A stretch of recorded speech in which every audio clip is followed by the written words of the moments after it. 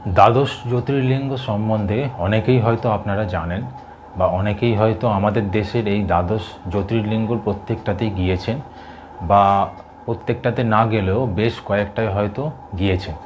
তো এই দ্বাদশ জ্যোতির্লিঙ্গ পরিক্রমা করলে কি ফল লাভ হয় এটা নিয়ে এবারের সাপ্তাহিক বর্তমান পত্রিকাটায় একটা বিশেষ প্রতিবেদন বেরিয়েছে প্রচ্ছদ নিবন্ধ বিভাগে। সাপ্তাহিক বর্তমান পত্রিকাটা আজকের এই ভিডিওতে আপনাদের সামনে রিভিউয়ের মাধ্যমে নিয়ে আমি হাজির হলাম।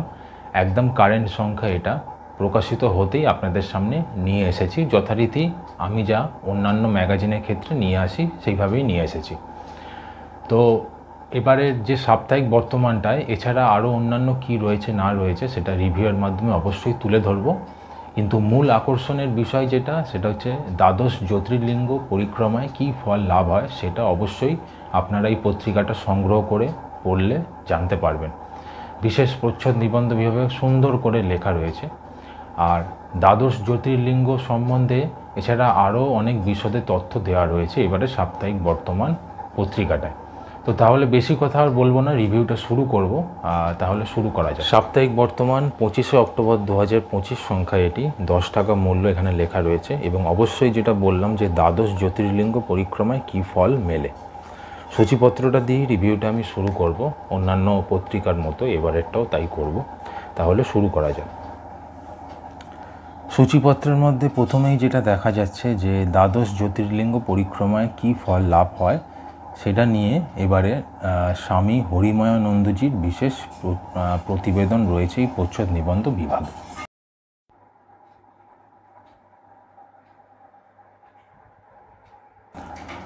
তিনটে ধারাবাহিক যেমন চলছে প্রত্যেকবারের সংখ্যা এবারও রয়েছে। প্রথমটা হচ্ছে ঐতিহাসিক হত্যা রহস্য, যেটা সমৃদ্ধ দত্তর লেখা।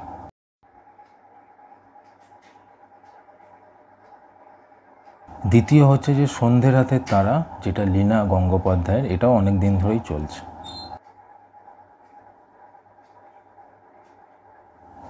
বিশ্ব সাহিত্যের সেরা ভৌতিক গল্প বিভাগে আগাথা ক্রিস্টি ওনার লেখা রয়েছে এবং সেটা উৎপল দাশগুপ্ত অনুবাদ করে থাকেন প্রত্যেক সংখ্যাটিতে। এবারেরটা তো তাই রয়েছে।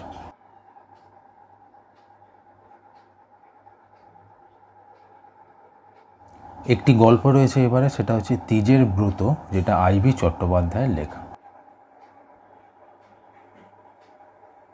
বিশেষ রচনা বিভাগ, যেখানে করম পরম, এটা নিয়ে সুভাষ বন্দ্যোপাধ্যায়ের বিশেষ প্রতিবেদন রয়েছে। স্বাস্থ্য বিভাগে হাড়ের ক্ষয়ের চিকিৎসা কী, এটা নিয়ে ডাক্তার কিরণ কুমার মুখোপাধ্যায়ের বিশেষ প্রতিবেদন রয়েছে। এবং অবশ্যই ভ্রমণ বিভাগ রয়েছে এবারে সরোজ মজুমদারের বসন্তে চেরি ফুলের দেশে, এটা নিয়ে একটা বিশেষ প্রতিবেদন রয়েছে।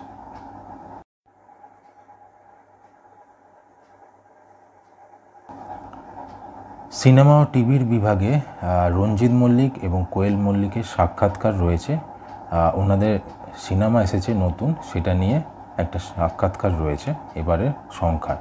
আর নিয়মিত বিভাগ যেগুলো থাকে সেগুলো রয়েছে। তো এই হচ্ছে এবারে সাপ্তাহিক বর্তমান সংখ্যাটা সূচিপত্র, যেটা রিভিউয়ের মাধ্যমে আপনাদের সামনে তুলে ধরলাম। কেমন লাগলো এবারে সাপ্তাহিক বর্তমান পত্রিকাটার রিভিউ? যদি পছন্দ হয় অবশ্যই সাপোর্ট করতে ভুলবেন না।